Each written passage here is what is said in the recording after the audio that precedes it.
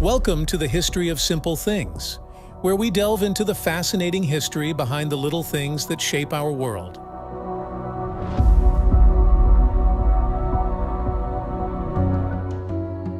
Hello everyone, and welcome back to our channel. Today, we're diving into a fascinating piece of fashion history, the rise and fall of the fedora hat.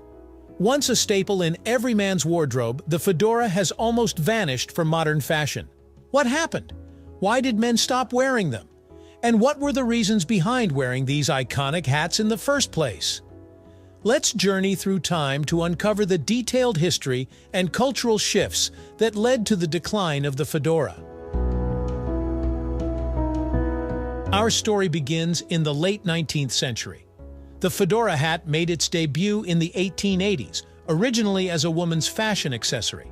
The name fedora comes from the 1882 play Fedora by Victorien Sardou, where the main character, Princess Fedora, wore a hat similar to what we now know as the fedora.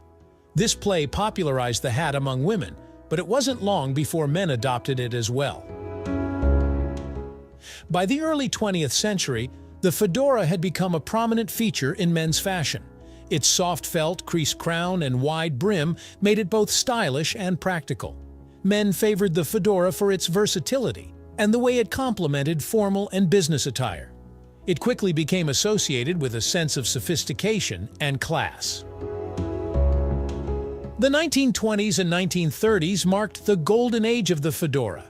This era saw the hat becoming synonymous with the modern man.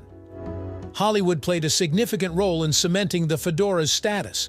Iconic actors like Humphrey Bogart, Cary Grant, and James Cagney sported fedoras in numerous films, making the hat an emblem of masculine style and mystery. But the fedora wasn't just about style. It was also highly functional. The hat's wide brim provided excellent protection from the sun and rain, making it a practical choice for everyday wear. In a time before cars were common and men often walked or took public transportation, a fedora was essential for maintaining a polished appearance despite the elements. Additionally, the fedora was versatile enough to be worn in different settings.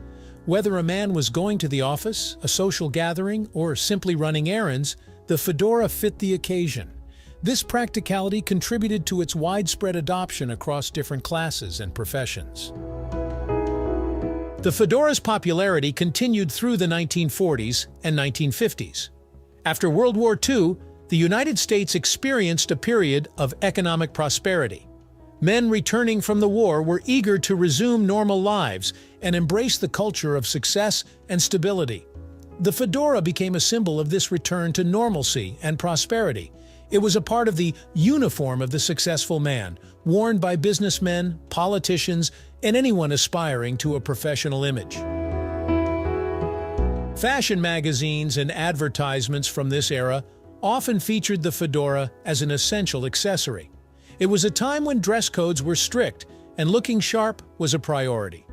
The fedora helped men achieve the polished, authoritative look that was highly valued in society.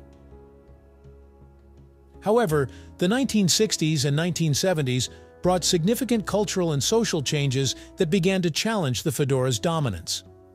The counterculture movement, which rejected the conservative norms of previous decades, ushered in new fashion trends.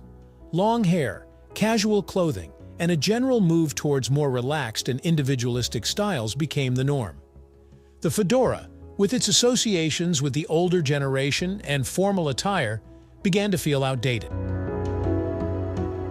Hair also played a crucial role in the decline of the fedora.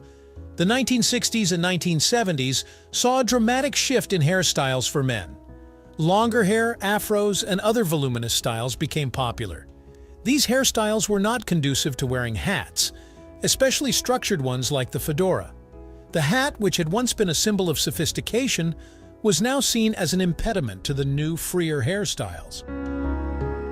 By the 1980s, even though hair trends became more varied, the cultural shift away from hats had taken root. Men were less inclined to wear hats in general, and the fedora in particular had lost its place in everyday fashion. The 20th century saw the dominance of casual fashion. the business casual trend transformed workplace attire, making suits and traditional formal wear less common. With this shift, accessories like the fedora, which complemented more formal outfits, fell out of favor. Jeans, t-shirts, and sneakers became the new norm, leaving little room for the fedora in everyday wardrobes. Pop culture has always influenced fashion, and the fedora was no exception. However, its portrayal in media shifted over time. In the 1980s, movies like Indiana Jones and The Blues Brothers gave the fedora a brief resurgence. These films featured charismatic characters who wore fedoras, sparking a temporary revival. But this was short-lived, as these portrayals were more about specific characters rather than a broader fashion trend. In recent decades, the fedora has often been portrayed in a more ironic or nostalgic light. It has appeared in films and TV shows set in earlier times, or as part of costumes rather than everyday wear. This nostalgic association has further distanced the fedora from contemporary fashion, reinforcing its image as an accessory of the past. Interestingly, the early 2000s saw a brief revival of the fedora thanks to the hipster movement. Hipsters, known for their eclectic and vintage-inspired fashion choices, embraced the fedora as a quirky and retro accessory. This revival, however, was more about making a fashion statement than returning the fedora to its former mainstream glory. For hipsters, the fedora was part of a larger trend of reviving and repurposing vintage fashion. It was worn with a sense of irony and individuality, rather than as a staple of traditional menswear. This trend, while short-lived, highlighted the fedora's potential for reinvention, even if it didn't lead to a widespread comeback. The fedora's legacy is undeniable.